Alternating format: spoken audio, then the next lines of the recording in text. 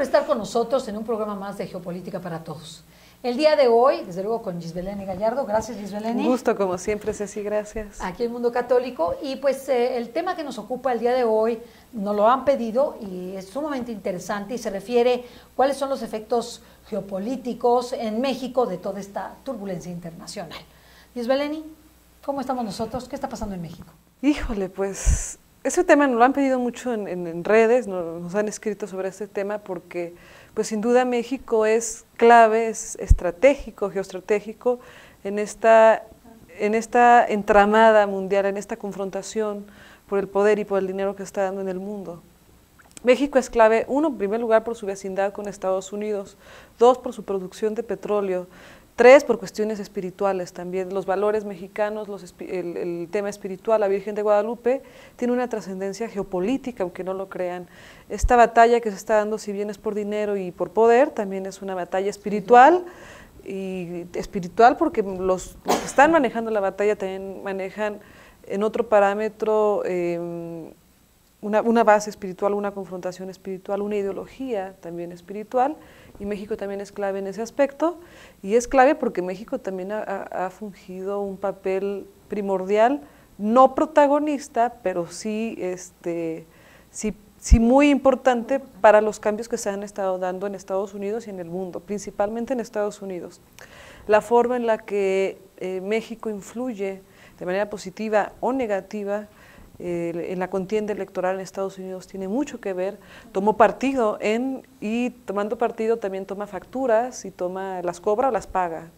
Entonces, el presidente Peña Nieto, sabemos que en general el Ejecutivo se puso a la vanguardia para la llegada de la presidencia de Donald Trump. Hubo alguien con mucha visión, nosotros podemos suponer que es el propio Luis Videgaray, si no, no estaría en este momento en relaciones exteriores, ni tan cercano al yerno de Donald Trump, quien tuvo la visión de que era Donald Trump el que iba a ser presidente de Estados Unidos y se pone a la vanguardia, trayéndola a México.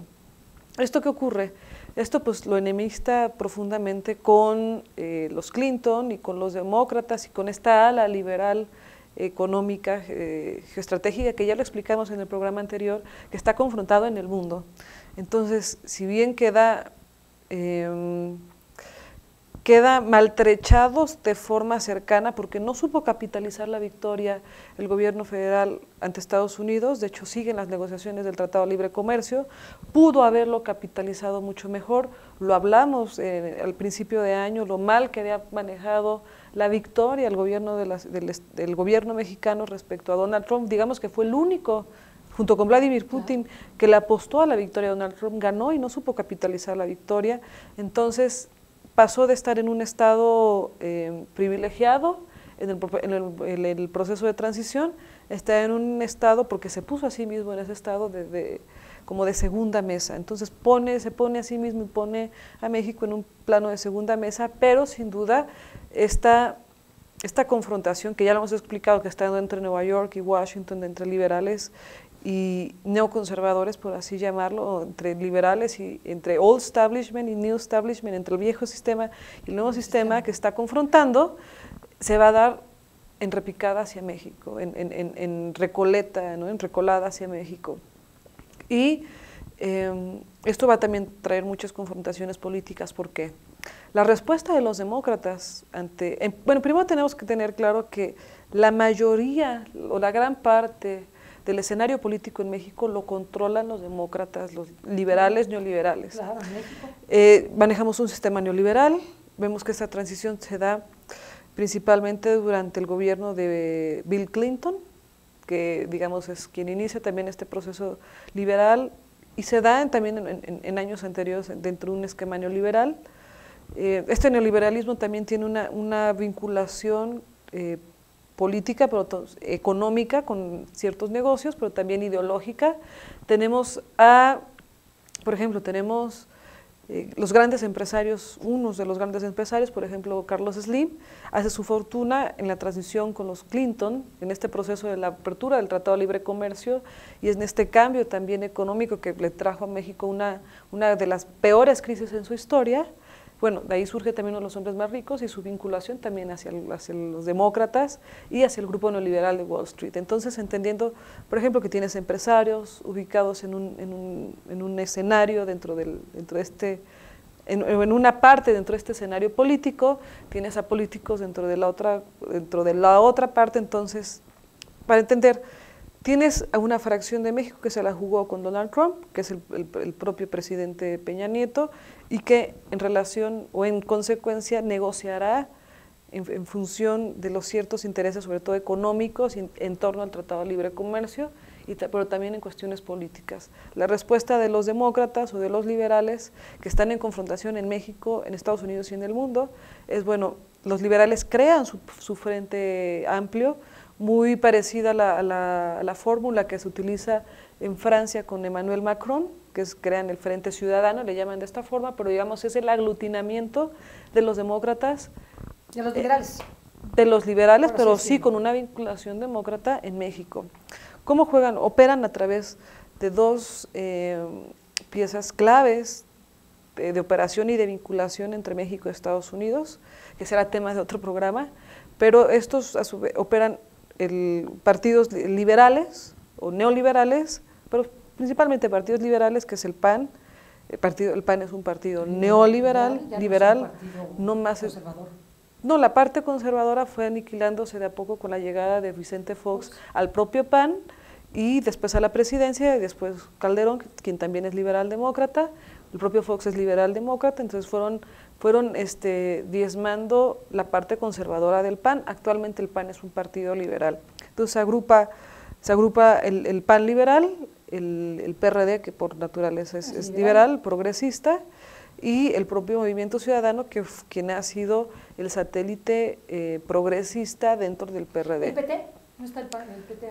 El PT va a jugar con Morena porque, digamos, Morena es la tercera vía de los liberales, entonces, por eso les decía que México en su mayoría tiene cooptada la operación política a través de los liberales, por eso es que viene tan dura la confrontación, porque en este mismo cambio de establishment, ya hablamos del cambio de establishment que se está dando, por ejemplo, en Hollywood, ¿no? O vamos a profundizar al respecto en otro programa.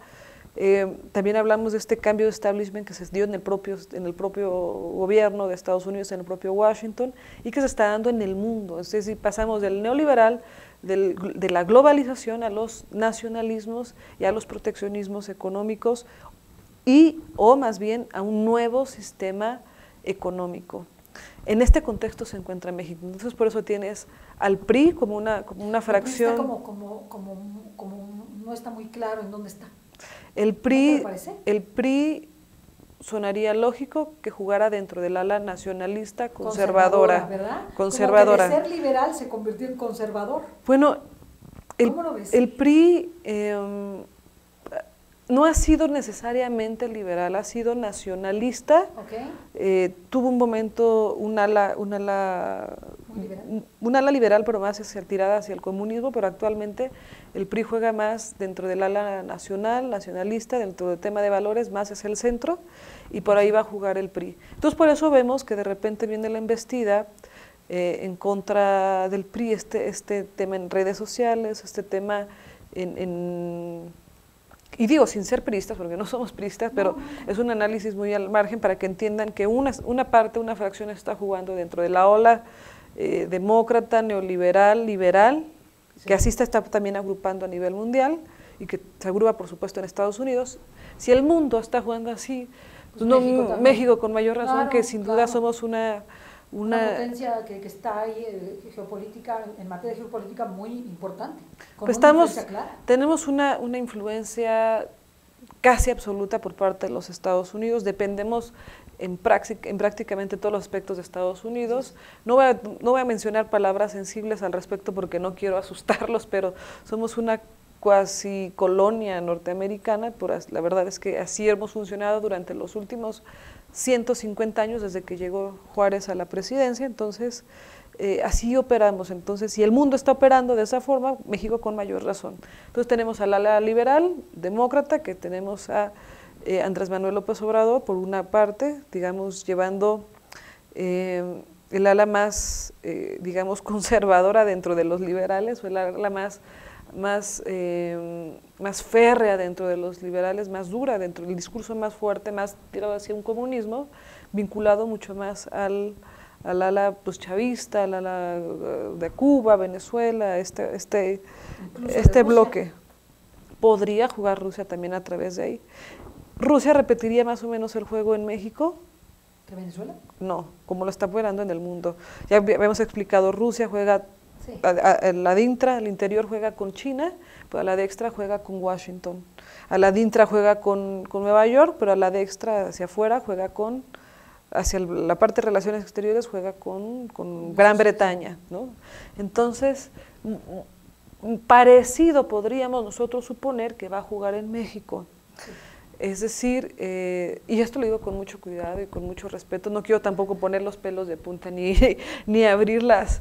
Estás abriendo todas las cajitas que tenemos cerradas, los está viendo aquí. No, ni abrir los servicios de inteligencia, de al rato hay un Russiagate en México, no. Me refiero a juegos de intereses geoestratégicos, no necesariamente que vaya a operar en la elección en México, pero sí tiene intereses geoestratégicos que México que se estarán confrontando en México en torno al proceso electoral y este proceso en transición que se da también en México. Entonces, estamos jugando en el proceso electoral veremos la misma disputa, parecido, liberales con conservadores. Tendremos de nuevo la disputa entre conservadores, entre el conservadurismo, pero vamos a quitarle el tema del conservadurismo, vamos a ponerle más bien de los nacionalismos, ¿Sí? digamos... ¿Al estilo republicano? Nacionalismos, proteccionismos, el nacionalismo al estilo republicano, que es un conservadurismo que se divide en varias partes, pero vamos a verlo desde el tema nacionalista, republicano, viéndoles desde esa perspectiva, que es muy simplista y que no es necesariamente exacta, pero para que en términos didácticos, vemos desde esa perspectiva, y el ala liberal, que está también confrontada en sí misma porque se podría llevar también la victoria de México, y llevándose la victoria de México incide en muchas cuestiones comerciales en el mundo, por el petróleo, por su relación comercial en México-Estados Unidos y México-China, que vimos que la confrontación también se está dando principalmente entre China. Entonces México va a jugar, tiene que equilibrar las relaciones comerciales con China y las relaciones comerciales con Estados Unidos, y estará muy en función de cómo se estén desarrollando los próximos meses en Estados Unidos. Esta confrontación de si gira y genera un acuerdo con China, un acuerdo comercial que se ve muy difícil, o si va hacia la confrontación bélica con China, que es lo más probable, que es lo que estamos viendo al día de hoy. Es decir, Donald Trump tendría que girar hacia la confrontación bélica con China para romper la dependencia comercial y poder implementar el nuevo sistema económico financiero de Estados Unidos, porque el suyo está reventado, está en una profunda crisis, está a punto de reventar, sino es que más bien ya empezó la transición de este sistema económico que está agotado en Estados Unidos. O llegan a un proceso de negociación y de desfogue económico, o viene la transformación económica, que es lo más probable y para lo que está Donald Trump también ahí. Lo hemos hablado también en muchos programas. En función de eso, México tendrá un nuevo presidente. Es decir... ¿Lo decidimos nosotros? Ya te estoy preguntando. ¿Vamos a decidir nosotros o va a ser un juego arriba? Que nosotros no vamos a intervenir, aunque votemos. Sí y no. La respuesta es sí y no. Es decir, las negociaciones, no, porque las negociaciones se dan en este plano, sí. Negociaciones políticas, económicas, acuerdos comerciales, legislativos, sí. Se dan en este plano, pero que sin duda tratarán de influir hacia abajo, es decir, nosotros como sociedad civil, organizada o no organizada, como votantes, jugamos un factor importante dentro de las negociaciones que se están dando aquí arriba. Por eso también el tema de las candidaturas ciudadanas, porque tú manejas candidaturas ciudadanas y fracturas el aglutinamiento social. Claro. De hecho, es un esquema que se llama, es un esquema que lo he hablado también muchas veces aquí, es un esquema de de fractura política, de atomización política. Claro. Es un tema de atomización política, donde nosotros, si nos organizamos como sociedad, hacemos un contrapeso importante en este papel de negociaciones. Pero lo que sí es un hecho es que las negociaciones de poder se dan en este plano donde difícilmente nosotros como sociedad no tenemos acceso. Pero si tomáramos en nuestras manos el papel de líderes políticos activos, aunque no seas con un partido político, sino como fuerza de presión. General contrapeso, sí. Lo podemos hacer sí o sí. Y sin duda vamos a obligar aquí a las cúpulas a que se bajen a negociar y a escuchar nuestros temas. ¿Cuál es el problema? El problema es que estos grupos saben muy bien cómo cooptar los liderazgos acá abajo. Entonces, muchos son cooptados económicamente, cooptados políticamente y otros son utilizados ideológicamente o cooptados ideológicamente. Si nosotros logramos romper esta barrera de cooptación y de negociación acá arriba, podremos ser un ente de negociación independiente y que genere contrapeso a través también de los votos y del proceso electoral. Pero hay que tener mucho cuidado de no caer en el mismo juego, sino generar, digamos, una tercera vía, que sería la vía de los valores, la vía social, la vía que es incluso mucho más poderosa, que es… La opinión pública. Es más, los valores son más poderosos en sí mismos que el dinero y que el poder. Si nosotros enarbolamos los valores como ente de contrapeso político, sin duda tendremos participación real. Si no, seremos parte de este juego dentro de las negociaciones que se están dando aquí arriba. Si me quieren preguntar, porque me han preguntado quién va a ser presidente de México, el día de hoy, a 5 o 6 meses, no se sabe quién se va a hacer. No se ve ya claro. No se ve claro quién va a ser presidente de México. Hace unos meses sí podrías decir que tenía una ventaja a Andrés Manuel López Obrador. Sí se le veía como en una ventaja. Es más, yo el día de hoy, yo veo a López Obrador desmontado. Yo también lo veo. Y lo veo desmontado desde las élites, desde estas élites que negocian entre ellas. Yo creo que ya bajaron a Andrés Manuel. Entonces Andrés Manuel tendrá que jugar un escenario de tercera vía para empoderar y vender caro de nuevo su movimiento, como lo ha hecho durante los últimos 3 años. The Economist llamando la señal, ya bajaron a Andrés Manuel, y podremos suponer que bajaron a Andrés Manuel en función de Estados Unidos, en la última visita que tuvo a Washington hace cerca de 2 meses, donde se vio disminuido, diluido y muy aminorado. Por eso sonaría lógico que Andrés Manuel se acercara hacia los rusos y luego entonces que los rusos se acercaran hacia Andrés Manuel, jugando esta doble vía, juego por los intereses energéticos, que tiene intereses energéticos naturales, Rusia con México, como lo tiene Rusia con Estados Unidos, y Rusia con todos aquellos países que tengan una producción de petróleo, no exclusivamente con México ni con Estados Unidos, sino dentro de este esquema de producción y distribución de energéticos. Y desde una tercera vía supondríamos que también tendría interés en jugar con Andrés Manuel López Obrador. ¿No crees que Andrés Manuel se haga alianza con nadie, con el Frente, ni con se va a quedar como está, solo, o sea, aparentemente con la bandera de Morena? ¿No se va a aliar con el Frente o sí se va a aliar con el Frente? No, Andrés Manuel no se va a aliar con el Frente, no se va a aliar con el Frente. De hecho, el Frente es creado viendo para crear la ruptura. Ajá. Y 2, para generar una alternativa al movimiento que traía precisamente Andrés Manuel. Por eso es que yo supongo que Andrés Manuel es desmontado, pero desde estas cúpulas, sí, donde se dan este tipo de negociaciones. Por ahí me comentaron, tema de chisme, que realmente lo que estaba apostando Andrés Manuel es crecer el movimiento, crecer en estructura e ir él dentro de 6 años o ir uno de sus hijos dentro de 6 años o alguno de sus cuadros políticos dentro de 6 años, que sonaría también lógico, pero para eso tendremos que esperar, ver cómo se acomode el mundo en los próximos 3 meses. Seguimos viendo esos acomodos. En los próximos 3 meses no han terminado. Y en esta perspectiva podría ganar el PRI, sí podría ganar el PRI, claro. Pero… ¿Se le ve más viable al PRI? Que todo el Frente, más sólido desde el punto de vista político. Pero hoy, si el día de hoy fueran las elecciones, el día de hoy, sí, que falta mucho para que sean, y no lo tomen por favor como una predicción o una, o una perspectiva política. El día de hoy no hay forma de hacer un forecast, pero si el día de hoy fueran las elecciones, dependiendo que fuese el candidato, pero si fuese Ricardo Anaya, muy probablemente ganaría la presidencia de México. Es decir, el candidato, dependiendo del perfil, pero si fuese Ricardo Anaya, el día de hoy ganaría la presidencia de México. Porque está en ese proceso. Por eso viene el golpeteo tan fuerte en su contra, al interior del propio PAN, y del mismo frente claro. Y por parte del Presidencia de la República en contra suyo, y tampoco estoy ni a favor ni en contra de Ricardo Anaya, esto es un análisis. Si el escenario fuese Ricardo Anaya versus Meade, quien ganaría sería Meade, porque sí. Meade desmonta parte de la estructura del frente. Claro.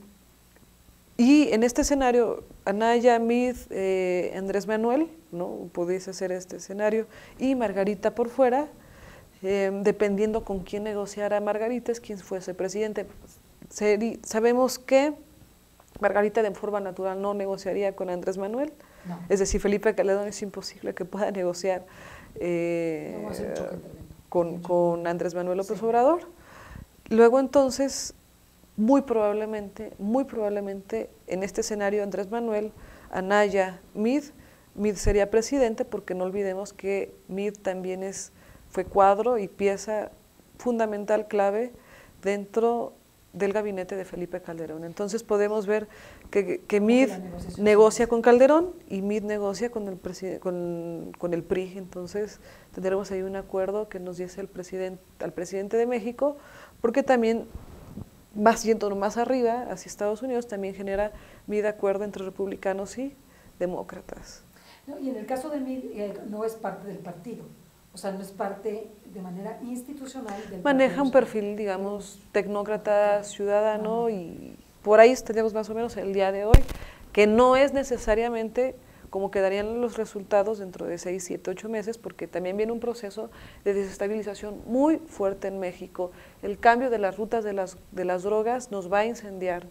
La desintegración de España nos incendia, y este escenario tan confrontado, tan amarrado, de tantas traiciones y lealtades que hay en función de la transición que se está dando a Estados Unidos, pone en riesgo también a México de un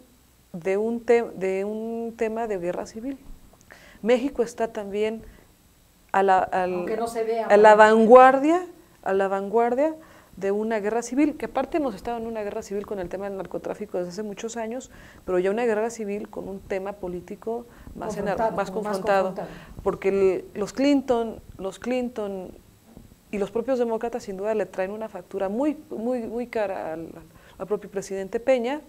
Quien lo sostiene es que pues, sigue siendo presidente Donald Trump, pero si sale Donald Trump de la presidencia, como están posibilidades también de salir Donald Trump de la presidencia, por el Russiagate y por temas económicos, si Donald Trump no resuelve la transición económica, Donald Trump se va a ir. Por eso, y se decide acá arriba, como dices tú.